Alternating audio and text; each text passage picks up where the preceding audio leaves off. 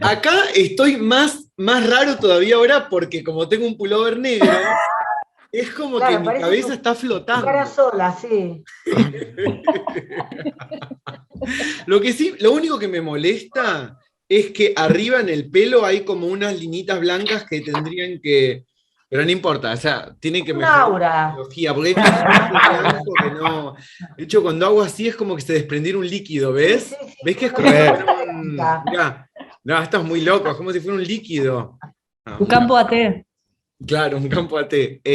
Bueno, vamos a empezar entonces. Filosofía del tiempo. Vamos a decir un par de cositas sobre filosofía del tiempo y después vamos a decir sobre otras cosas y otras cosas y otras cosas. Entonces, para empezar, ¿qué vamos a decir? Vamos a decir que hay tres preguntas en la filosofía del tiempo que son preguntas que eh, son, no digo que sean las únicas, pero son tres preguntas muy importantes de la filosofía del tiempo, que son estas. Uno, ¿por qué el tiempo tiene un discurrir y el espacio no? ¿No? Primera pregunta importante sobre el tiempo que uno podría hacer. ¿Por qué no puedo moverme a través del tiempo y sí a través del espacio? Si se fijan, no son la misma pregunta, aunque uno que piensa que están relacionadas, que evidentemente refieren a la misma causa, pero así como están expresadas, son dos características distintas. De hecho, en todas las películas de ciencia ficción donde hay viajes en el tiempo, nadie supone, o sea, el discurrir no es negado, o sea, siempre es el mismo. El viaje en el tiempo es independiente de que el discurrir continúa. Eh, Aunque en los viajes en el tiempo tal vez hay múltiples discurrires simultáneos, ¿no? En Volver al Futuro, por lo menos. Aunque uno no sabe si no hay uno que es el verdadero. Siempre hay una idea que se genera, que es la idea de que hay uno que es el verdadero, el actual, pero no, a su vez no quedaría claro cuál. Y la tercera pregunta podría ser, aunque no hay solo tres, ¿no? Pero yo acá estoy trayendo tres, que es, ¿el tiempo es homogéneo o es elástico? O sea, ¿es homogéneo o es heterogéneo? Sería la pregunta en realidad. La elasticidad sería una forma de heterogeneidad y no sería la única, pero es una muy importante porque ya vamos a ver que es una forma de entender el tiempo, la idea de elasticidad del tiempo, que es de hecho la forma posmoderna, es la idea de la relatividad general de Einstein, o sea, que la idea de la elasticidad del tiempo es una idea muy importante, pero habría otras formas de heterogeneidad, ¿no? Cualquier forma de discontinuidad sería ya no homogéneo, ¿no? O bueno, en fin.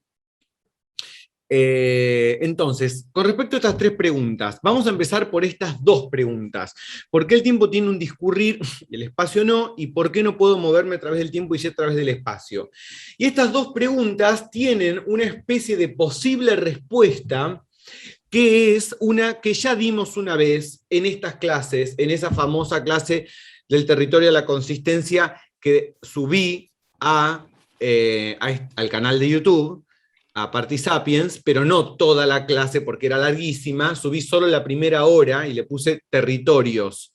Está subida al canal de YouTube, pero bueno, después lo que resta subir de esa clase, después lo voy a hacer un video de Partisapiens. Bueno, no importa. Y que ya lo mencionamos en esa clase, pero bueno, creo que justo es una parte que no está en el video de YouTube, que es esta idea de que el individuo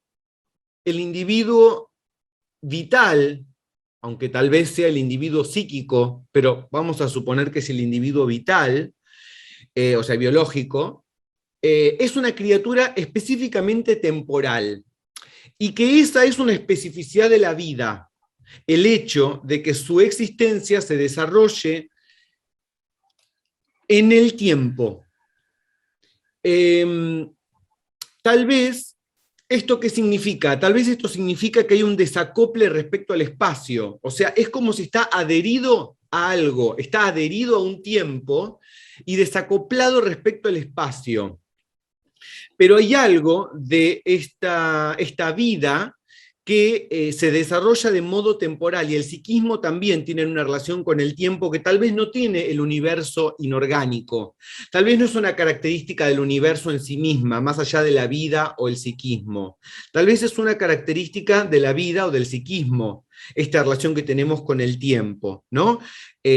Algo de la conciencia, algo de la capacidad de moverse, o sea, la motricidad. Bergson habla mucho sobre esto, sobre cómo la conciencia se basa sobre la capacidad de movimiento, y bueno, de hecho los estudios, hoy en día los estudios neurológicos van en la dirección de que la conciencia comienza con la capacidad de movimiento del individuo biológico, lo que Bergson ya dijo en 1896.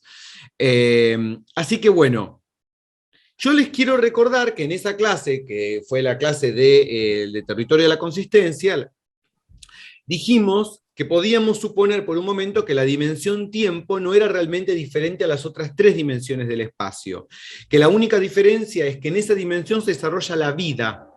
Es decir, que solo desde el punto de vista de la vida, el tiempo sería una dimensión distinta a las otras tres, ¿no? Ahí Sole preguntó cuáles tres, lo ancho, lo alto, la profundidad, etcétera. Las tres dimensiones con las que, los tres ejes de coordenadas con las que se puede representar el espacio, pero en el universo, el inorgánico, digamos, no habría diferencia sustancial entre las cuatro dimensiones.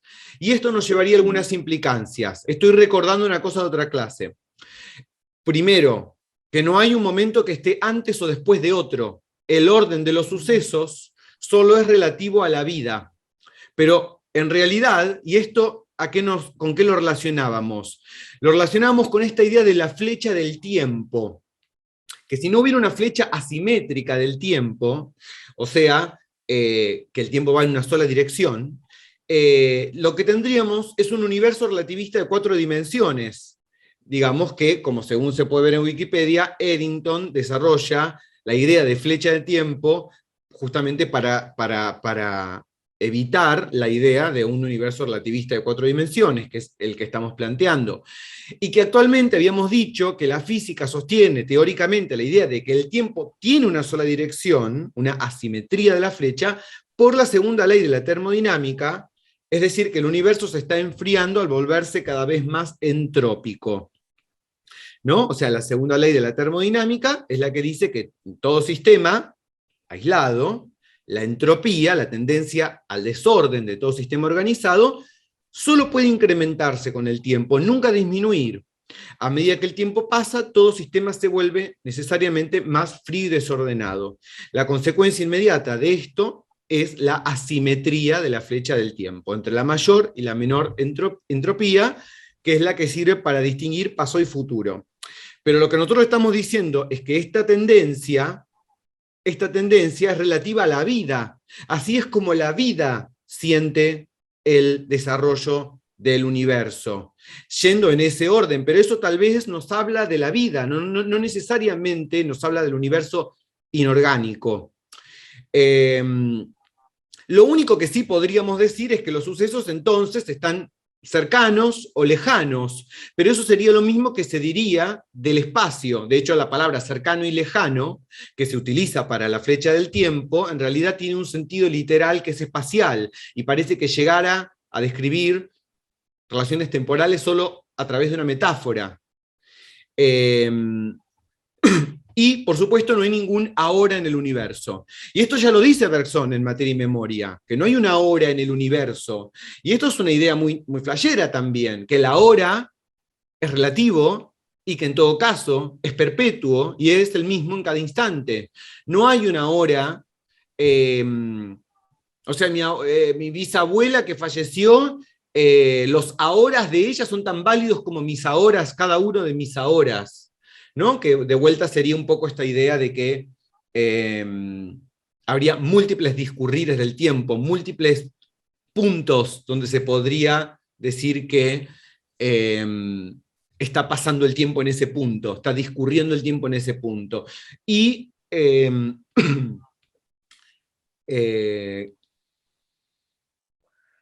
bueno, no, eso, ahí iba a decir una cosa y me olvidé. Bueno. Entonces, ¿por qué el tiempo tiene un discurrir y el espacio no? Y con respecto a esta pregunta, hay una persona que es Richard Müller, que en este libro dice que el discurrir del tiempo es la expansión del universo. Lo que nosotros estamos percibiendo con el discurrir del tiempo en realidad es la expansión del universo. Lo que pasa es que los individuos biológicos o psíquicos están desacoplados respecto al espacio, pero no respecto al tiempo, y por eso no pueden salirse del punto en el que el universo se está expandiendo todo el tiempo. Bueno, como verán, es una cuestión muy interesante para seguir problematizando, pero en aquella clase, la del territorio de la consistencia, habíamos un poco traído estas ideas sobre el tiempo. ¿Por qué? Porque queríamos decir que el plan de consistencia, la consistencia, no es algo que necesariamente es puramente espacial, que es de 4 dimensiones al mismo tiempo y tal vez más, que por lo tanto hay algo del plan de consistencia completo que no es el que ocurre, es el que tiene tanta validez como en cualquiera de los ahoras de la línea temporal. No en uno en particular. Ya me acordé lo que iba a decir, que Bergson dice que el ahora es el punto de actividad del organismo, es el punto en que el organismo está actuando, que llamamos presente simplemente a esa relación con el tiempo que es la que está dada por nuestra actividad.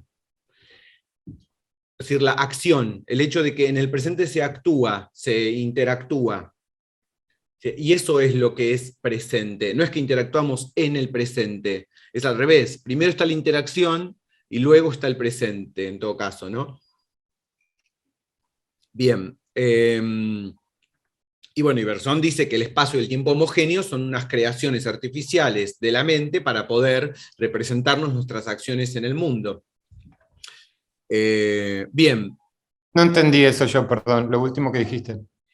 El hecho de que el espacio y el tiempo homogéneos, o sea, como si fueran una especie de recipiente homogéneo, que es siempre igual, cada segundo mide lo mismo y cada metro mide lo mismo, y que es una especie de gran palangana, el espacio y el tiempo, donde nosotros estamos adentro haciendo cosas, ocupando más o menos espacio, o haciendo cosas más rápidamente o más lentamente, bueno, o sea, ocupando más o menos tiempo. Esta idea de que el espacio y el tiempo como recipientes homogéneos, esa idea es una creación de la mente, que la mente requiere esa idea para poder representar la extensión de tu acción, para poder representarte a vos mismo actuando, imaginando, memorizando, para que la memoria tenga una manera en que se exprese en tu mente, se represente en tu mente, y para que vos puedas proyectar las acciones, si es algo que va a ocurrir dentro de poquito o dentro de mucho tiempo. Es como una especie de necesidad del sujeto para la representación, el hecho de que el espacio y el tiempo homogéneos, pero no habría ninguna prueba de que físicamente el espacio y el tiempo no puedan ser, de hecho, absolutamente no homogéneos, heterogéneos. Incluso dice Bergson que ni el espacio ni el tiempo existen en realidad, más que como creaciones de la mente, y lo único que existe en realidad es el puro movimiento, dice Bergson, pero se mete en un concepto muy loco, que es el movimiento pensado como algo previo al espacio y al tiempo, de una anterioridad ontológica. Y esta es un poco la idea del devenir de Deleuze, que también es una idea pretemporal, que, como la idea de individuación de Simondon, de la que vamos a hablar hoy. Simondon dice claramente en la introducción y en las conclusiones que estoy leyendo ahora, que la individuación no es algo que se desarrolla en el tiempo. La individuación es la causa de la generación del tiempo. El tiempo es algo que se genera consecuentemente de la individuación, del mismo modo que el devenir. O sea, la individuación y devenir podrían ser sinónimos. Y es también la idea de la duración, pero la duración bersoniana, la duración absoluta, ¿no? Que es una idea muy específica, que es no ocupar tiempo homogéneo, sino otra cosa. Y con respecto a esto de si el tiempo puede ser homogéneo o elástico, bueno, acá digo, se contrae, se dilata, es continuo, discontinuo, y hay un problema que es el problema del debajo. ¿Qué es el problema del debajo? Es esto, supongamos que el tiempo fuera discontinuo y nos imaginamos que fueran como una especie de bloques de hielo flotando sobre el agua, ¿no? Si el tiempo se quebrara y fueran como segmentos separables, bueno, pero separables encima de qué? Es decir, es como que hay una especie de pregunta que siempre reaparece, que es, bueno, pero ¿qué hay debajo? Si el tiempo fuera discontinuo, fueran como bloques separados, ¿qué habría debajo? ¿Qué irregularidad anterior habría en relación a la cual podría medirse esta irregularidad? Lo mismo figura cuando, por ejemplo, hablamos de la elasticidad. Este dibujo que está acá es uno que uno busca en Wikipedia, teoría de la relatividad, Einstein, gravedad, y le aparece este dibujo, que es, ¿qué cosa? Es una representación de la elasticidad del espacio y del tiempo, que es la explicación que Einstein da de la gravedad. Pero si uno mira el dibujo, dice, pero hay algo que no está doblado ahí. O sea, está doblado ese plano azul que dibujaron, pero la Tierra, por ejemplo, en un corte transversal no aparece doblada. Quiero decir, hay algo que no está doblado. El eje de coordenadas con el que está hecho este dibujo no está doblado. Es como si hubiera una especie de regularidad representativa que siempre aparece. No se puede representar algo sin recurrir a una cierta regularidad, justamente en relación a la cual mostrar una irregularidad. Bien, ¿cuál es esta regularidad que sigue apareciendo cuando es expulsada? El sujeto, de lo que estamos hablando, justamente, el sujeto de conocimiento. El que aparece todo el tiempo es el sujeto el que es una regularidad. Ese continuo del tiempo que suponemos debajo es expresión del continuo del sujeto, que permanece constante, conociendo, mientras que los objetos frente a él varían. Pero en realidad eso es una ilusión. Lo que pasa es que para conocer el sujeto se presupone como constante. Esto lo dice Simondón en las conclusiones de la individuación.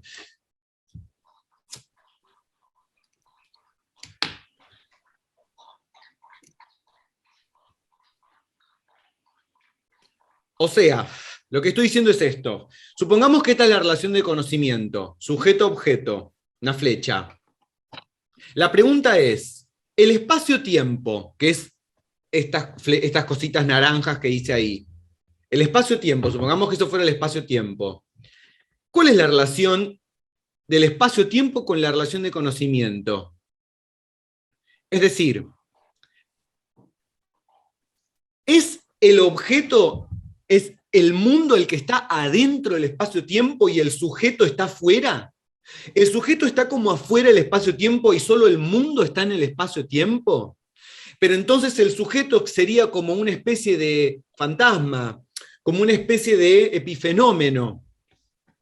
O por otro lado, es el sujeto el que está adentro del espacio-tiempo y el objeto está fuera del espacio-tiempo y entonces el objeto sería incognoscible. ¿Está bien? Entonces, la pregunta es, ¿dónde está el espacio-tiempo? ¿Dónde está el sujeto? ¿Dónde está el objeto? Bueno, la respuesta que nos va a dar Simondón es, ya se están riendo en mis manos, la respuesta es que yo hablo con las manos. Y el otro día me di cuenta de que el pensamiento empieza en la mandíbula. Me di cuenta absolutamente con un... Bueno, perdón, vamos a seguir. No, porque me dolía mucho la mandíbula y dije, claro, me duele por el pensamiento que me duele la mandíbula. Pero eso lo dice Deleuze también, que el pensamiento empieza con la mandíbula y con las manos, porque cuando las manos se desterritorializan de la función de andar en cuatro patas de los monos, las manos toman una relación con el lenguaje. Muy bien. Bueno, entonces, Simondon y Bergson van a decir de esta pregunta, de cuál es la posición del espacio-tiempo, van a decir que el espacio-tiempo no es ni del sujeto ni del objeto, es de la relación. No es ni del sujeto como término, ni del objeto como término, sino de la relación. Es decir, el espacio-tiempo está ahí adentro. Es de la relación, no es que los contiene como una especie de recipiente, sino que forma parte de las dimensiones en que se expresa la relación de conocimiento.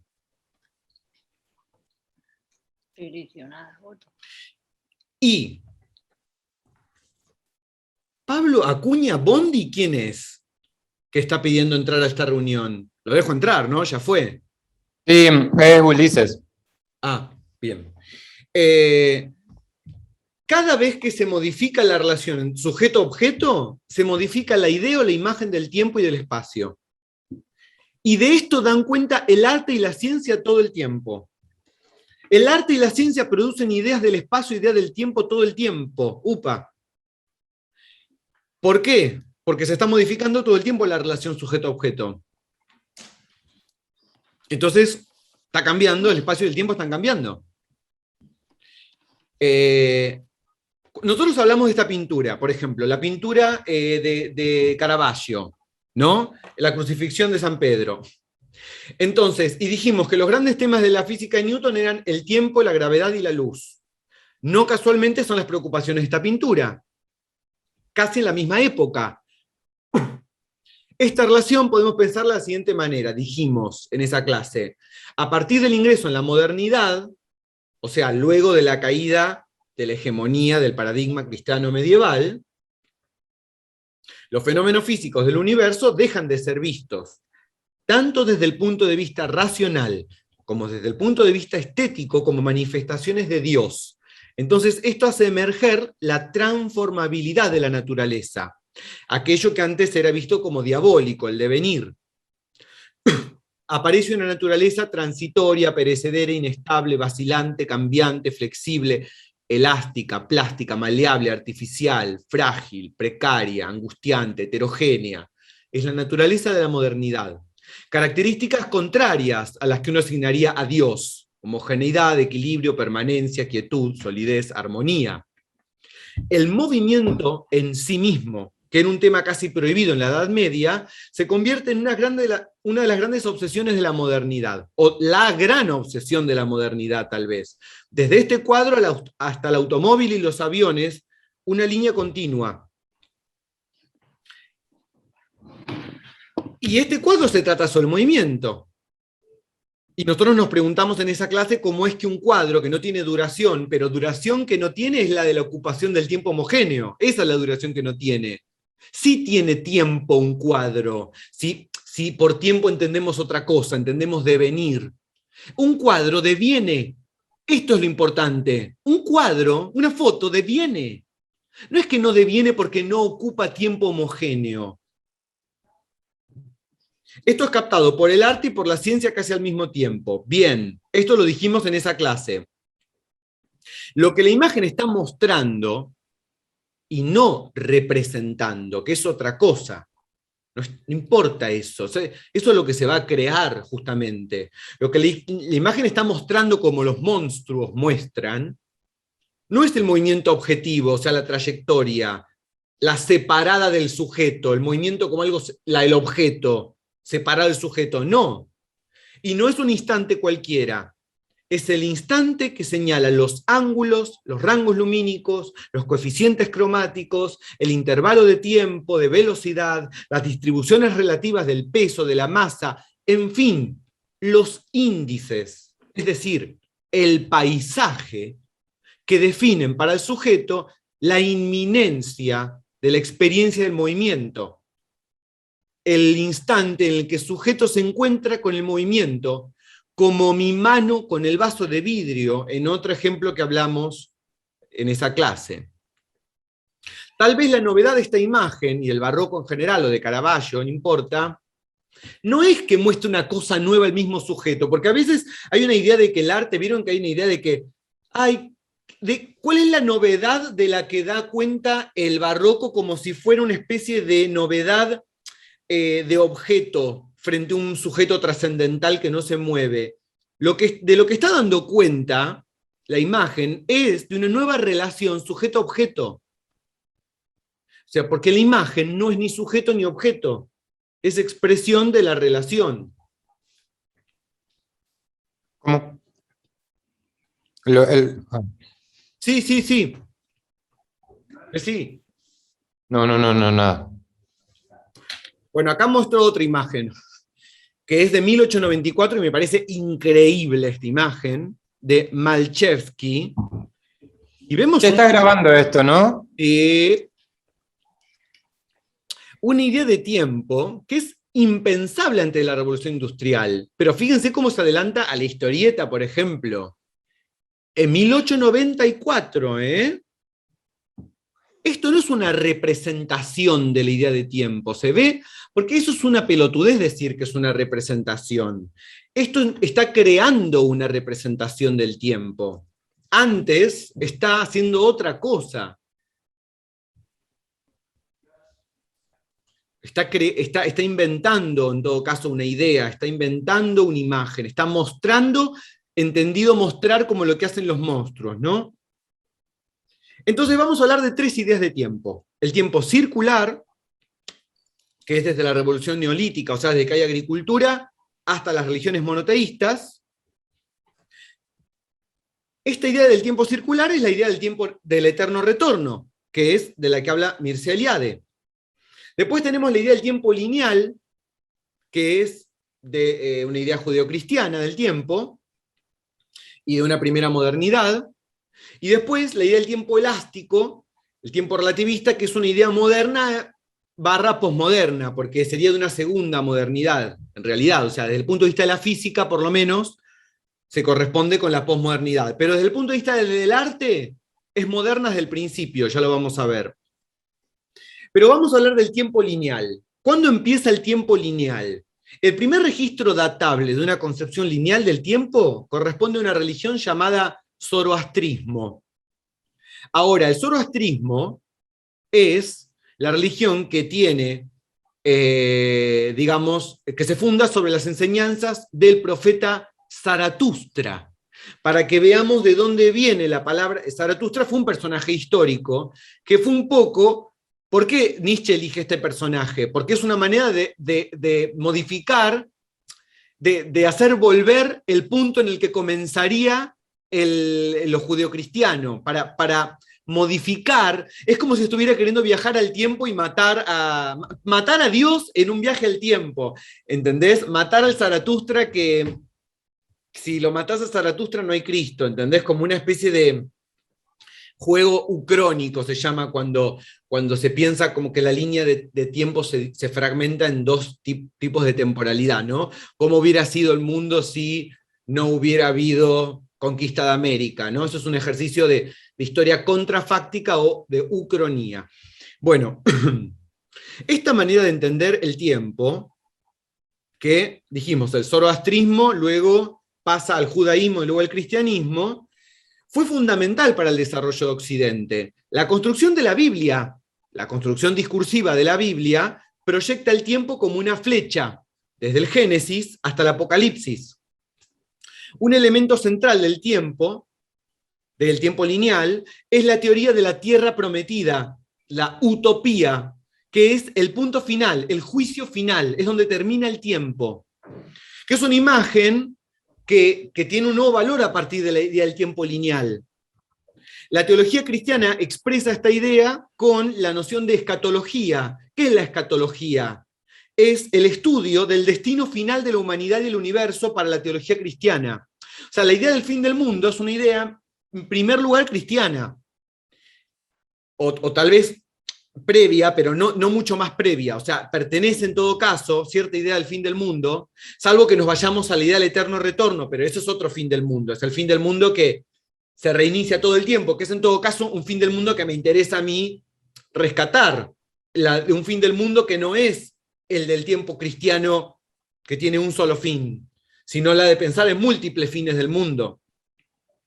Pero bien, volviendo a esto, esta idea del tiempo lineal, según la teología cristiana, ¿qué es? Es expresión de un Dios continuo y perpetuo, que es el sujeto. Dios es el gran sujeto, que es dimensión del proceso por el cual se realiza el destino de la humanidad, ¿no? Ahora, a partir de la llegada de la modernidad, con esta primera muerte de Dios, pero claro, de un Dios que no dejará de morir, como en sucesivas oleadas a lo largo de toda la modernidad hasta hoy, la más reciente de esas muertes es la del sujeto, en todo caso. Ya sin Dios, ese tiempo pasa a ser un recipiente hueco, una osamenta. El tiempo es la osamenta de Dios, un cadáver que sin embargo no deja como un tonto de ir hacia adelante. Bueno, este recipiente hueco es el que descubren Galileo y Newton. La física moderna mecanicista, la física de la primera modernidad, dice, hay un tiempo homogéneo, porque es el cadáver de Dios. Pero ese fueron Galileo y Newton, ¿no? Los que dieron cuenta de esta muerte de Dios en esta idea de tiempo lineal que ellos descubren. Pero luego vino Einstein con la relatividad general para plantear la idea de la elasticidad del tiempo físico. Ahora, el arte se adelantó 400 años a Einstein, porque ya estaba produciendo sus propias imágenes de un tiempo elástico. ¿Cuál es? El tempo. El tempo, ¿saben lo que es el tempo? Es en una pieza musical, es lo que dice cuánto dura una negra, cuánto dura una corchea, una blanca.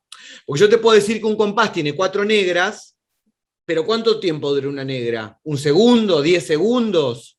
Bueno, eso lo decide el tempo. Y el tempo es variable. Por eso es una idea justamente de una elasticidad del tiempo. Las primeras dataciones de la indicación de un tempo, de algo que se podía ver un acelerando, un ralentando, es decir, que podía haber una especie de crecimiento de la velocidad o desaceleración de la velocidad de la ejecución, son del siglo XVI, justamente con la modernidad. En la Edad Media no había este tipo de aclaraciones, porque aparece para el arte la idea de una elasticidad del tiempo. Es lo mismo esto que está detectando la física. No es otra cosa. Se ve que la física y el arte, sin darse cuenta, están... Pero no porque una sea más verdadera que la otra, ¿eh? Uno no es una metáfora de la otra. Y también, obviamente, esta pintura que es contemporánea con esta aparición de la indicación del tiempo, ¿no? Siglo XVI, bueno, siglo XVII, lo mismo, por ahí. El arte, en estos ejemplos, al igual que la ciencia y la filosofía, están dando cuenta, expresando, no representando, una modificación real de la relación sujeto-objeto. Esta modificación luego se transforma en representación. Así como Einstein, Newton, Caravaggio o los músicos del barroco consistieron, intuyieron, consistieron con fuerzas de lo real, también Deleuze, Nietzsche y nosotros. Crear es consistir con esta modificación del espacio-tiempo o con algo, con alguna fuerza. Los impresionistas con la luz, con alguna cierta fuerza de lo real se ha de consistir para que podamos dar cuenta de algo, con algo que uno podría decir la Tierra, donde se reúnen todas las fuerzas, la Tierra con mayúscula, que es una imagen del plan de consistencia en Deleuze. O sea que un artista tiene que consistir con la Tierra, como un filósofo también un científico. No es, el otro día pensaba esto, pensando un poco sobre el arte contemporáneo, ¿no? Por una parte, el arte contemporáneo es una desterritorialización, o sea, propone una novedad respecto a lo existente. Pero no es ser un artista contemporáneo, no es solamente pelearse con lo existente porque sí. No es solamente pelearse con lo que existe, porque eso sería una estupidez. Y además eso te haría quedarte obsesionado con lo que existe y no sabrías hacia dónde diferenciarte de lo existente. Es porque estás atraído por una fuerza desconocida. que se produce la desterritorialización, o sea, atraído por la tierra, por el plan de consistencia. Luego, desterritorializarnos, atraídos por esa consistencia como por la gravedad hacia nuevos territorios. Cuando Judith Butler habla de responsabilizarnos, hacernos sujeto con algo, no de la nada, hacernos sujeto primero de una vulnerabilidad originaria. ¿Y qué más originaria que la vulnerabilidad de la atracción hacia la tierra? Es consistir a lo que se refiere. Hacerte sujeto es consistir. Es hacerte consistencia con algo que no sos vos. Te haces un sujeto consistiendo, te haces un cuerpo sin órganos consistiendo. Y acá tenemos a Newton consistiendo con la gravedad, siendo afectado directamente por la gravedad, no por una representación de la gravedad, porque si no, no hubiera podido alcanzar su nueva idea. ¿No? Esta es la idea de intuición, y acá pongo el dibujito de la consistencia. Shinji Ikari es el protagonista principal de la serie Evangelion y piloto designado del robot humanoide llamado Evangelion 01. Es el hijo de la bioingeniera Yui Ikari y del jefe de la organización NERV, Gendo Ikari.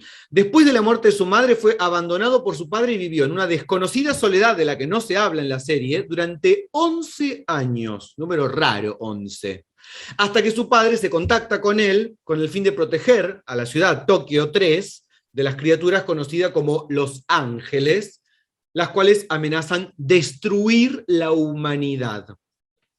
Su talento para pilotear y sincronizarse con Unidad 01 le ha valido la alabanza de los comandantes de NERV, organización que dirige su padre. Como consecuencia de su delirante autoexigencia y de los crueles acontecimientos a los que se ve expuesto, vemos a Shinji sufrir desgarradoramente durante gran parte de la serie. Muchas escenas son dedicadas a su confrontación con su yo interior y al cuestionamiento de su existencia. Cuando Zaratustra tenía 30 años, abandonó su patria y el lago de su patria y marchó a las montañas. Así comienza Así habló Zaratustra, que tenía por subtítulo Un libro para todos y para nadie, escrito en esos años, entre 1883 y 1885. Allí, Zaratustra, continúa el texto, gozó de su espíritu y de su soledad durante no 11, pero casi 10 años. Al fin su corazón se transformó y una mañana, levantándose con la aurora, se colocó delante del sol y le dijo: tú, gran astro, ¿qué sería de tu felicidad si no tuvieras a aquellos a quienes iluminas? Durante 10 años has venido subiendo hasta mi caverna. Sin mí, mi águila y mi serpiente, te habrías hartado de tu luz y de tu camino. Pero nosotros te aguardábamos cada mañana, te liberábamos de tu sobreabundancia y te bendecíamos por ello. Mira, estoy hastiado de mi sabiduría como la abeja que ha recogido demasiada miel. Tengo necesidad de manos que se extiendan. Me gustaría regalar y repartir hasta que los sabios hayan vuelto a regocijarse con su locura y los pobres con su riqueza. Para ello tengo que bajar a la profundidad, como haces tú al atardecer, cuando traspones el mar llevando luz incluso al submundo. Astro inmensamente rico, yo, lo mismo que tú, tengo que hundirme en mi ocaso. Así comenzó el ocaso de Zaratustra. Este es el primer párrafo del libro, que tiene todo que ver con la idea de lo transindividual en Simondon y con la idea y con el erotismo de Bataille, que es obviamente Bataille un lector de Nietzsche. ¿Qué significa que Shinji Ikari o que Nietzsche son monstruos? Significaría decir que tienen, como la esfinge, un secreto que todavía pueden decirnos, que son todavía un cielo estrellado a descifrar. Hay un enigma, hay algo que no son metáfora de algo. Tanto Shinji Ikari como Zaratustra pueden ser pensados como personajes conceptuales, como monstruos, profetas de un mensaje. Ahora, fíjense que siempre que el mundo se termina, imagen conceptual, fin del mundo, aparece un profeta y un mensaje. La idea del profeta está totalmente relacionada con la idea del fin del mundo. Siempre hay un monstruo que carga el mensaje cuando el mundo se termina. La pregunta para ustedes que van a crear un monstruo es, ¿quién es este monstruo de su fin del mundo? Tienen que ubicar un fin del mundo. Ahora, hay una dificultad para liberar este monstruo. ¿Cuál es la dificultad? Y no lo conocemos completamente. No conocemos ninguna representación de él.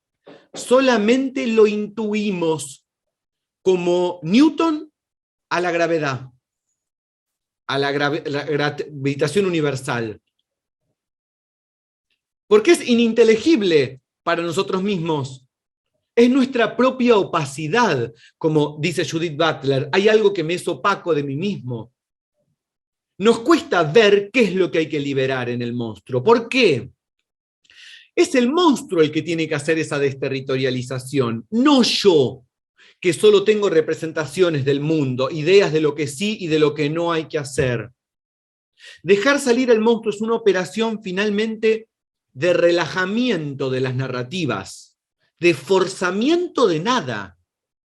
Yo no tengo que batallar contra nada, solo tengo que sentir una atracción por la tierra. Y esa sola atracción me llevará a las más importantes batallas, sin que yo las busque consciente y voluntariamente. Liberar al monstruo no es hacer lo que yo quiero y no es hacer lo que otros temen que yo haga. Es salir de ese esquema de inteligibilidad de los actos. Yo no tengo que hacer nada. Preferiría no hacerlo. Comienza por una renuncia. El lenguaje y las narrativas con las que estoy acostumbrado a contar mis deseos y mis temores son un laberinto del que tendría que poder salir en algún momento. Son un laberinto y en el centro del laberinto está el Minotauro. Salir del laberinto es buscar que el lenguaje deje de usarme como sujeto de sus enunciados. Rehacer el lenguaje. Ni acatar ni contradecir la ley. Crear una nueva. Simondon escribió este libro que se llama La individuación a la luz de las nociones de forma y de información, que es, bueno, increíble. Yo estoy en las conclusiones ahora. Y yo les di para leer de la cuarta parte que se llama Los fundamentos de lo transindividual y la individuación colectiva, el capítulo que se llama Lo individual y lo social, la individuación de grupo, que yo creo que debería formar parte de la bibliografía de todo psicodramatista, ese capítulo, la idea de grupo de Simondon. Pero bueno, por ahí no son ideas nuevas para el psicodrama, pero son ideas que, bueno, me parece que son consistentes con cierto espíritu del psicodrama. El psicodrama creo que conceptualmente tiene solo dos ideas, así te lo juro. Es una especie de esqueleto también. Bueno, se puede nutrir. Igual a veces con dos ideas se hace una técnica y ella es bastante. De hecho, dos ideas es un montón, para algunos tienen menos. Bueno, entonces quiero traer la idea de lo transindividual. La idea de lo transindividual, dijo dos por decir, no es ni lo interindividual ni lo colectivo, es otra idea. Pero sí es algo que conecta al individuo con lo colectivo. Es lo que permite que exista lo interindividual. ¿Sí? ¿Qué es lo transindividual? Explicado brevemente, sería así. Para que haya un individuo, tiene que haber primero una carga de realidad preindividual, que es materia, información, energía potencial. eso entra en un proceso de individuación. Y así nace un individuo. El individuo se hace, o es en todo caso el resultado de un proceso de individuación, que tiene como materia prima una carga de realidad preindividual. Esto, Simondon, el ABC de Simondon, esto. Ahora, el individuo carga consigo un poco de realidad preindividual. Atenti con esta idea, porque el individuo es como que yo te dijera que tengo una máquina no sé, de hacer chorizos, pero yo meto la carne, que sería lo preindividual, y por el tubo final de la máquina sale el chorizo terminado, pero el individuo terminado no está totalmente terminado y prolijo, porque hay un cacho de materia prima, preindividuada, no individuada, que lo tiene adherido. Es como que el individuo siempre tiene como una especie de cacho de energía potencial adherida, de algo no individuado. Por eso está perturbado el individuo. El individuo está perturbado porque no está terminado, justamente. Entonces, esta idea de que el individuo no está terminado, tiene... Perdón. Sí. Los otros días leí, no me acuerdo del libro, pero después lo puedo como que el individuo, en realidad, o sea, la definición era algo así como no termina nunca de analizarse. Como acordaba con esto que acabas de decir, como si estuviese sin terminar, como eso, como no, Está buena. es como no está terminado, nunca está terminado de analizar o de cuestionar, no me acuerdo bien. Hay una idea que es el individuo nunca termina de conocerse. Yo ahí digo, y recordemos el oráculo de Delfos, ¿no? Conócete a ti mismo. Pero el individuo no está terminado, es una idea que es más fuerte que decir que nunca termina de conocerse, porque decir que nunca termina de conocerse es como decir que hay una parte de mí, de ese mí que siempre existe, que no termino de ver, pero no la termino de ver porque yo mismo no termino de existir. Esta idea está relacionada con o sea, que conócete a ti mismo se podría interpretar como conoce tu incompletud, tu inexistencia, conoce el hecho de que no hay nada terminado por conocer. Es por ahí una manera de interpretar simondonianamente este oráculo de Delfos. Entonces, como los individuos no están terminados, tienen unas cargas de realidad preindividual que se comunican entre sí. Y eso es la individuación de grupo, la individuación colectiva, lo que permite la individuación de grupo. O sea, ¿por qué las personas se agrupan? ¿Por qué las personas se comunican entre sí, hablan? ¿Qué es esto del lenguaje, de hablarnos, de tocarnos, de querer estar juntos? Es la manera en que tenemos de producir una individuación que Simondon llama la individuación colectiva, que es la comunicación de nuestras naturalezas o nuestras cargas de realidad no individuada. O sea, no son individuos terminados los que se comunican entre sí, porque terminados no tendrían ninguna necesidad de comunicarse con otros individuos. Y estas flechas son lo transindividual. La comunicación de las cargas de realidad preindividual entre sí y lo que permite a su vez la nueva individuación, la del grupo. Entonces voy a leer unos fragmentitos de este capítulo de Simondon. Un individuo absolutamente completo y perfecto no podría entrar en un grupo. Para que el grupo sea posible, hace falta que el individuo sea un portador de tensiones, tendencias, potenciales, de realidad estructurable, pero no estructurada. La acción transindividual es la que hace que los individuos existan como los elementos de un sistema que comporta potenciales y metaestabilidad. Lo transindividual pasa al interior del individuo tanto como de individuo a individuo. El ser que precede al individuo no ha sido individuado sin un resto. no ha sido totalmente resuelto en el individuo, porque el individuo conserva consigo lo preindividual, y todos los individuos, en conjunto, poseen de este modo una suerte de fondo no estructurado, a partir del cual puede producirse esta nueva individuación que es lo colectivo. El individuo no es solamente individuo, sino también reserva de ser, no polarizada todavía, disponible, en espera.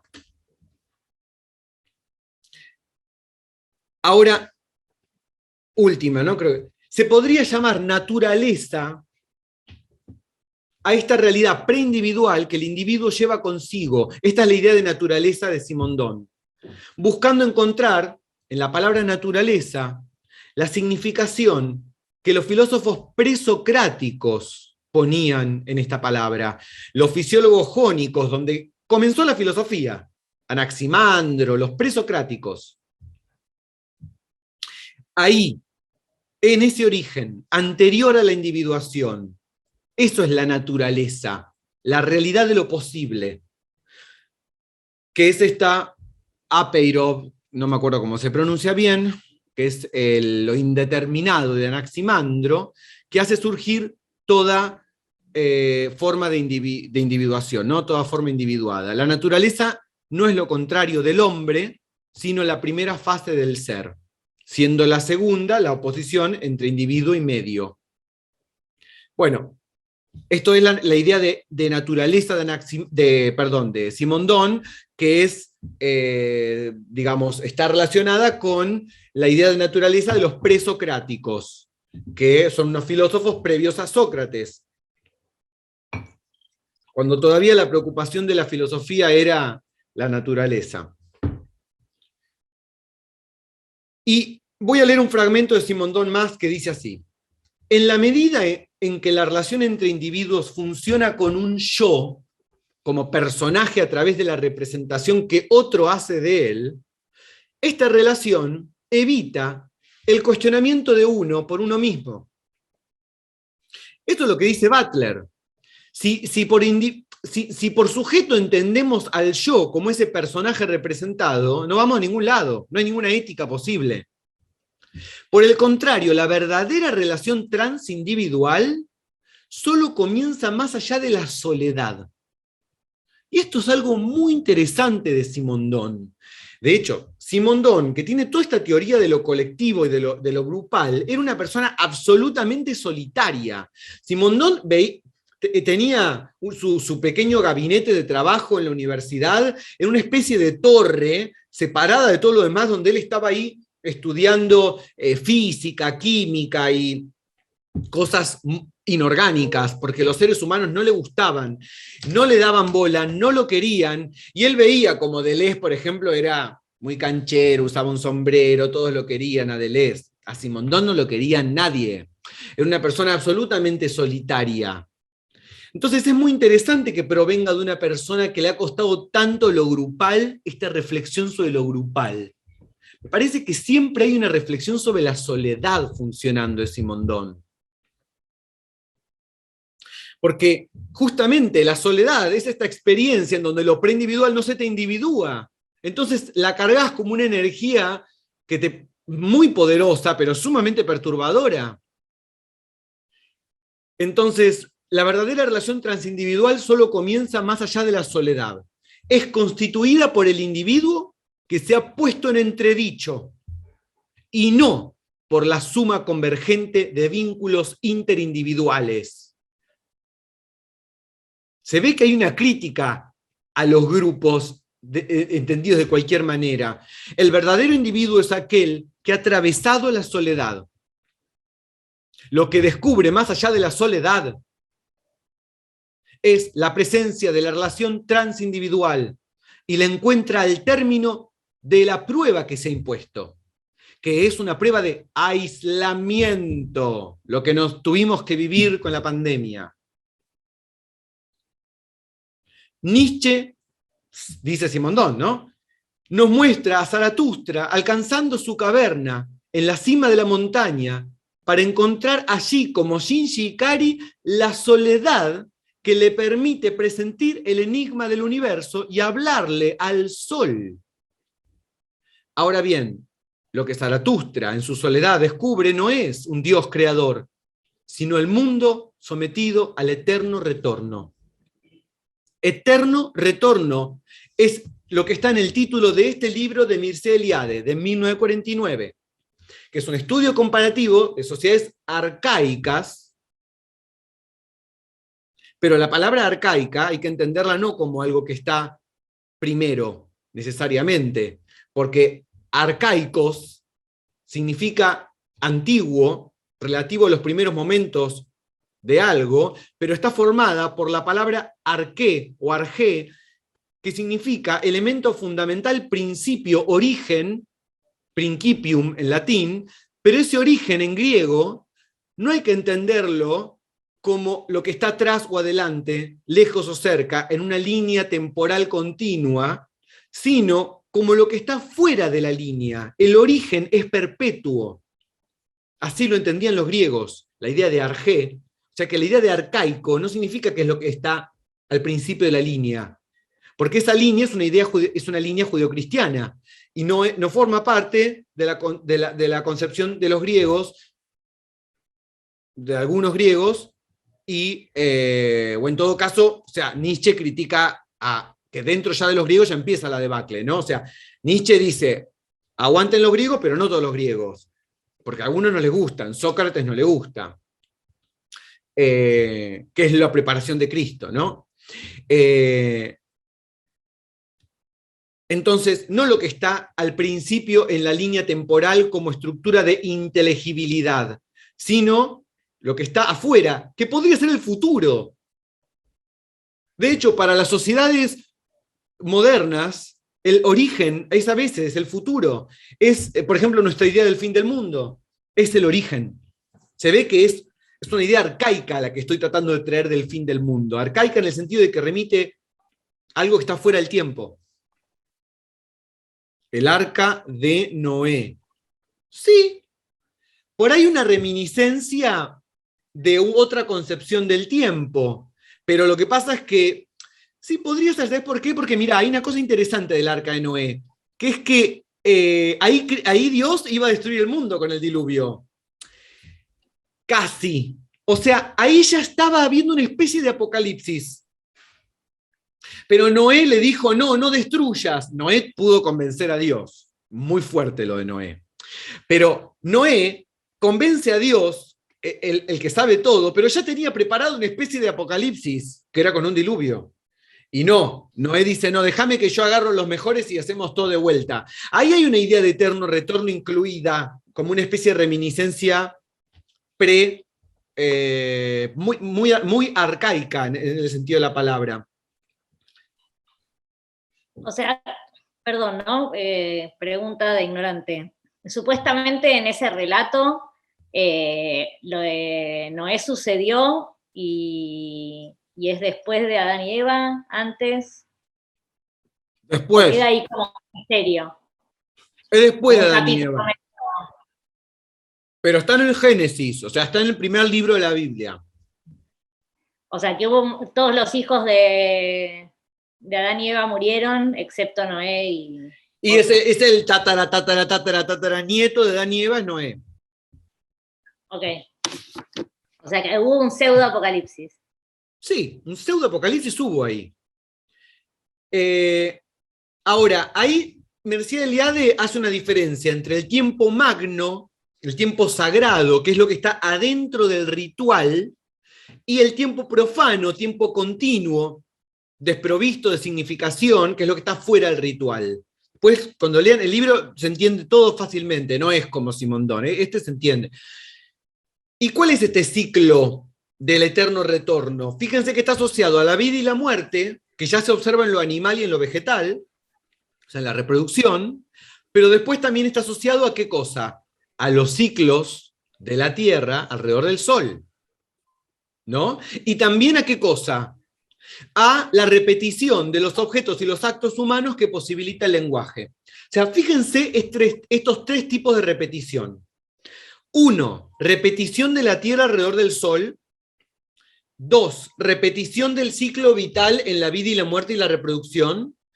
3, la repetición de esto es una virome, esto es una virome, ayer salté, mañana salté, perro, perro, perro, la repetición que permite el lenguaje. Estas 3 repeticiones están encadenadas en la idea de eterno retorno. Y fíjense si no es algo que está relacionado con Simondon, con las 3 formas de individuación, ¿no? Lo físico, lo vital y lo psíquico. Resumo en un párrafo de lo que va este libro, y con esto termino este PowerPoint. Los objetos del mundo exterior, dice Mircea Eliade, y los actos humanos solo tienen valor cuando participan del eterno retorno, es decir, del tiempo mítico, cuando poseen mana, magia, que es una fuerza que toma el objeto, o que toma el acto o el sujeto, y le confiere sentido. Afuera de esto, las cosas y los actos son incomprensibles, opacas, vulnerables, ininteligibles. Se participa del sentido participando del tiempo sagrado, del tiempo del eterno retorno, que es el tiempo de la repetición del origen, la repetición del primer acto primordial. O sea, una piedra tiene sentido cuando repite la primera piedra. Cantar tiene sentido cuando repite el primer canto. Todo lo que existe ya ocurrió en un tiempo previo al tiempo. Este arquetipo, es decir, esta estructura de repetibilidad, lo que repite es el origen mismo del universo. Por eso, ese acto, o ese lugar, o ese momento en el que ocurre el ritual, son considerados el centro de una cosmogonía. Todo lo que está afuera del mundo conocido, del mundo como repetición del origen, del mundo comprensible, es lo monstruoso. La diferencia, lo irrepetible, el caos. Todos los mitos antiguos tienen esta forma. El orden vence al caos. La serpiente. El conquistador tomando la tierra. Materia informe. En nombre, forma. Sí. Uli, dijiste. No, como que sí, quería preguntar como, por ejemplo, si también la teoría de los dinosaurios, aunque haya una comprobación científica, no tiene algo de esto también, porque es algo que se arma como en base a cosas. También pensaba como vino un meteorito, destruyó básicamente la vida en la Tierra y ahí se regeneró como, bueno, toda la teoría de que estuvo la era de hielo y después volvió, bueno, como todo eso también se podría leer desde este lugar. Totalmente. Totalmente. Hay que ver cómo lo hacemos formar parte de nuestro sistema, pero intuitivamente te digo ya que sí.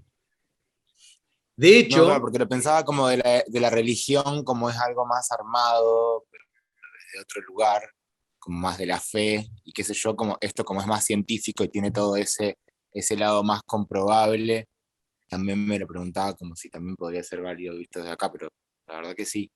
Es algo interesante porque además este segundo impacto, para usar una terminología evangeliniana, sí. Este sí, segundo... eso te iba a decir.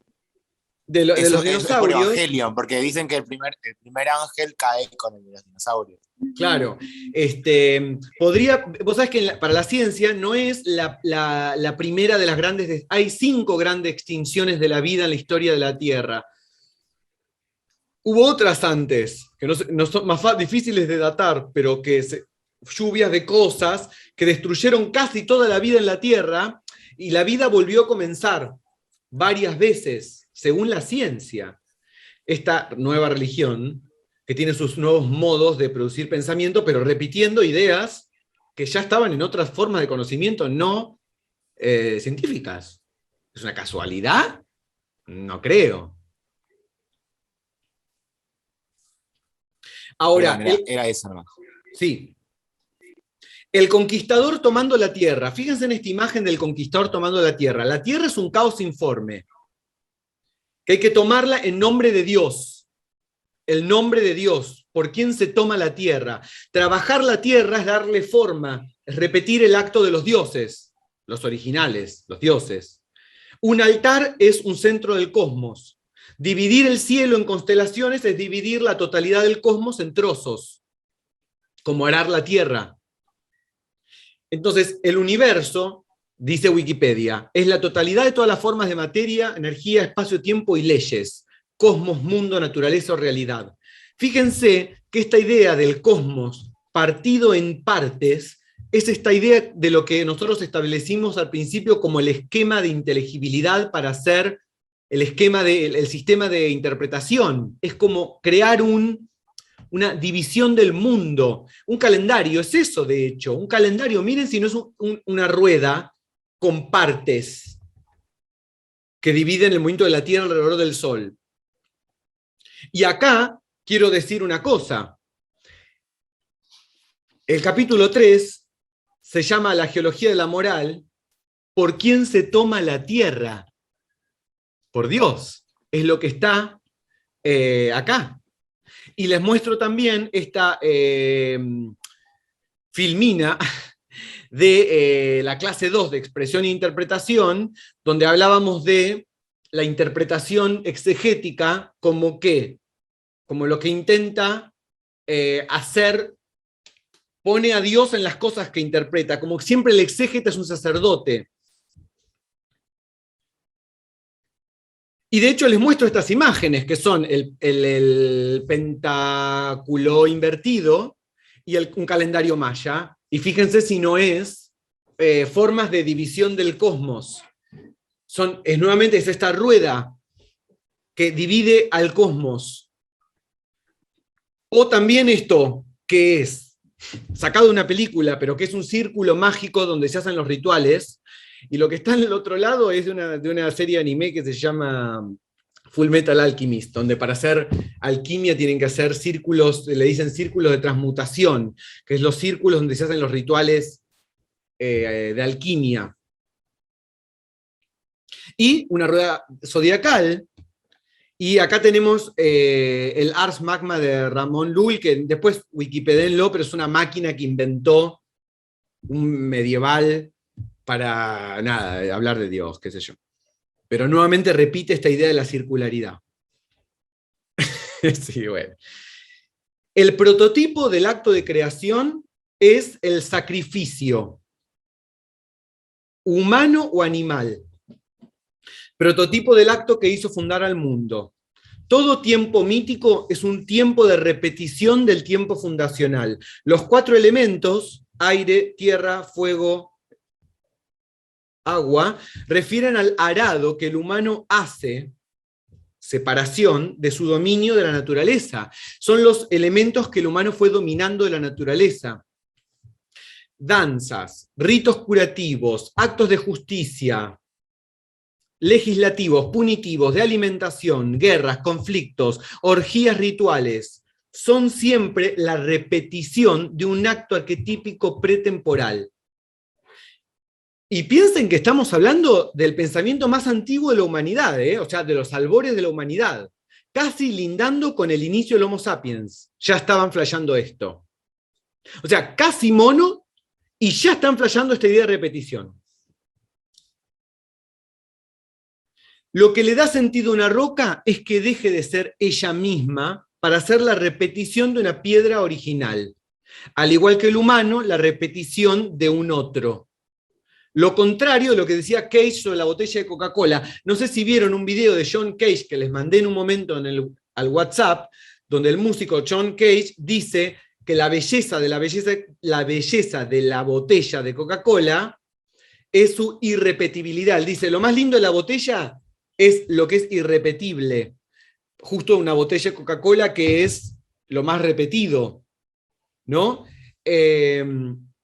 O sea, lo contrario un poco de lo que plantea la idea del eterno retorno, de que las cosas cobran sentido por su repetición. Pero ojo, porque la idea del eterno retorno no es cualquiera. En un punto está de acuerdo con Cage. Y ahora vamos a ver. Lo que buscan estas culturas es abolir el tiempo, dice Mircea Eliade. Rechazan el paso del tiempo continuo. Ahora bien, este acto ritual no es una simple repetición, como la entendemos los modernos, porque coincide con el momento mítico. O sea, en el ritual no es que se está repitiendo, como decir, representando el tiempo original. Hay una reviviscencia real del tiempo original. Cuando se hace un ritual, o sea, cuando las religiones antiguas hacen el ritual, no es que están simplemente representando el momento. Como yo te dijera, cuando, no sé, el cura hace lo de tomar la sangre de Cristo, está existiendo el tiempo de Cristo otra vez, right now, en acto. El recuerdo de un acontecimiento o personaje histórico. Perdón, eso para la religión cristiana es así todavía. No, Por bueno, lo sí. menos así me lo explicaron a mí, como que Sí. cada vez que se, digamos, que se elevaba la hostia y el cura decía esas palabras, se convertía de verdad el cuerpo de Cristo y se compartía el cuerpo de Cristo y el sacrificio se volvía a producir. No era que estamos acordándonos y hacemos como que es el cuerpo. O sea, yo eso lo entendí perfectamente desde siempre. Era un misterio, o sea, cómo podía ser que de nuevo y de nuevo, pero era creer o reventar, digamos. Es Pero un claramente misterio. el planteo es que Sí. vuelve a ocurrir, que se Sí. replica la acción de matarlo y de que resucite cada vez, ¿no? Si por misterio entendemos algo incomprensible, vamos a decir que es misterioso porque choca con la idea de tiempo continuo. Pero para las sociedades arcaicas de las que habla Mircea Eliade, no es un misterio en ese sentido de la palabra, porque para ellos es lógica la repetición del tiempo. Eso es una reminiscencia del antiguo retorno en el cristianismo. Otra reminiscencia del antiguo retorno en el cristianismo. El recuerdo de un personaje o acontecimiento histórico no subsiste más de 2 o 3 siglos, dice Eliade, sin asimilarse un mito. O sea, Evita o Cristina, o sea, solo pueden pasar más de 200 o 300 años de historia si se asimilan a un mito. Y el mito repite a todas las que fueron ese mito para atrás. O sea, repite a Eva o a Lilith. O sea, repite, solo si se asimila al mito puede pasar los 200 años de memoria. Esto es muy interesante, porque eso explica por qué un artista siempre trabaja en un rango de 200 o 300 años de memoria histórica. Ahora bien, el mito no es siempre el mismo. Esto es muy importante, ¿eh? El mito no es siempre el mismo. Puede ser mutado, como un virus, haciéndole meter caos al orden. Y esto me remite a lo que dijimos en la clase 2. Dijimos, un signo, es decir, un mito, podría ser como un virus que usa un humano como huésped para replicarse. Sobrevive comiendo presente, dijimos en esa clase. Le come el presente al humano y se hace de su futuro. Podríamos imaginar un diálogo imaginario en el que el virus, signo, mito, le ofrece algo al humano. Capacidad extraordinaria de guardar memoria y proyectar futuro. A cambio, el humano le entrega su presente. Y el virus dice, ¿de qué te sirve un instante humano teniendo la enormidad del pasado recordado y del porvenir imaginado gracias a la tecnología que te ofrezco? Y el humano pierde relación con su cuerpo, el presente, a cambio de la vastedad del tiempo. Pero, según esta metáfora, o tal vez no es una metáfora, la tarea del cartógrafo o del artista, o del filósofo, o del científico que inventa, consiste en traicionar este pacto con el signo. No entregarle todo el presente, la sensación, el cuerpo, al signo, virus, mito, sino usar una parte de este instante sensible para mutar al signo, al mito, modificar su código, traicionar el pacto, provocar una diferencia ahí donde solo cabría repetición de lo mismo, abrir, mas no sea ligeramente, la puerta de lo indeterminado. El cartógrafo sería un mutante, pero un mutador, una provocación de mutaciones. No tuvo más que usar su cuerpo, atraído por la tierra, ninguna magia, ninguna metafísica, solo la sensación. Todo acto de creación repite el acto cosmogónico por excelencia, la creación del mundo. Entre los romanos, mundus era el surco que se trazaba en el lugar donde había que fundar una ciudad, y constituía el punto de encuentro entre las regiones inferiores, la geología subterránea, el caos, el infierno, y el mundo terrestre. También es donde se asentaban los oráculos, Delfos sobre una falla tectónica. Es decir, que las ciudades siempre se fundaban sobre las puertas del infierno, como una manera de hacer vencer el orden sobre el caos en ese punto de la tierra. El centro es pues la zona de lo sagrado por excelencia, la realidad absoluta, Jerusalén, el centro del laberinto. Centro espacial, pero también temporal, Big Bang. Sin centro no hay arquitectura. En la narración arcaica hay caos, la serpiente, la materia, derrotado por el orden, Apolo, la forma, como si fueran cosas separadas. Pero Nietzsche viene y dice no, no son cosas separadas. El eterno retorno de Nietzsche no va con este modelo platónico. Es el caos el que retorna en forma de orden. Esto es muy importante. El orden es caos repitiéndose. No es otra cosa el orden.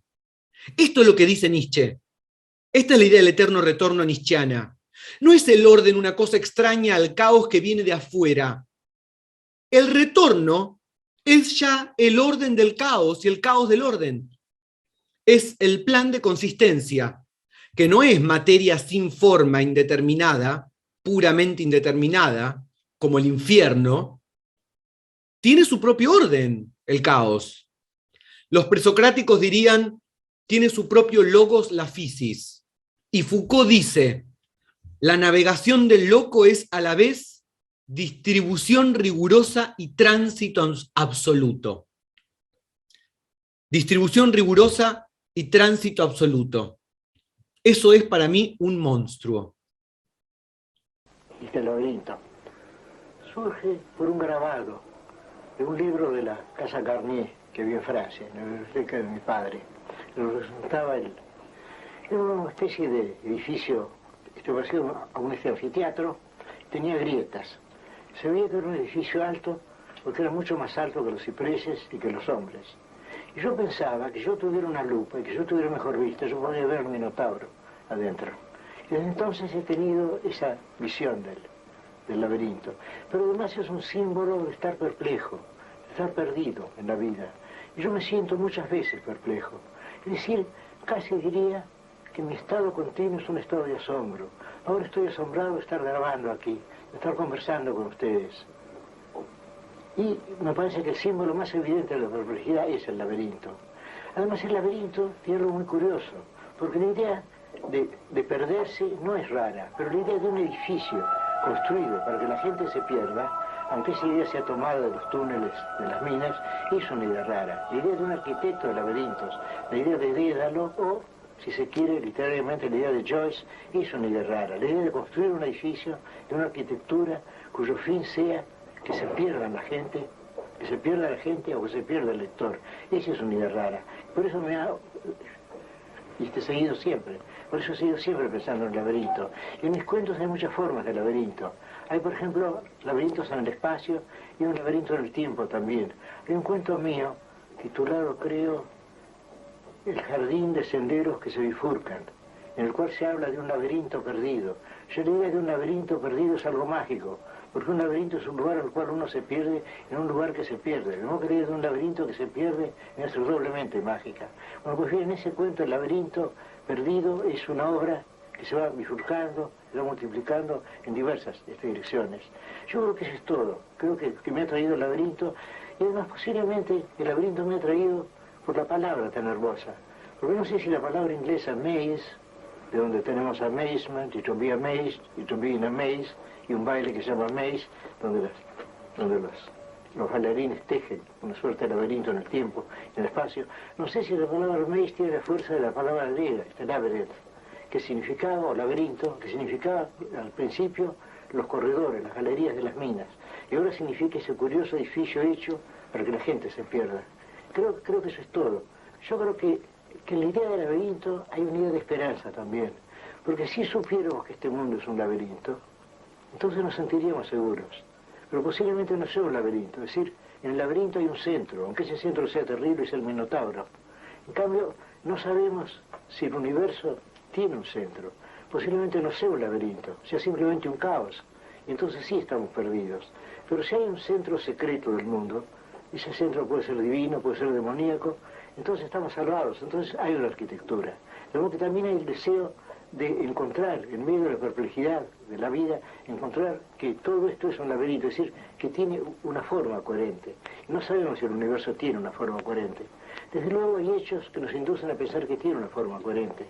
Por ejemplo, el hecho de las estaciones, la rotación de los astros, las diversas edades del hombre, la aurora, el mediodía, el atardecer, la puesta del sol, los dos crepúsculos.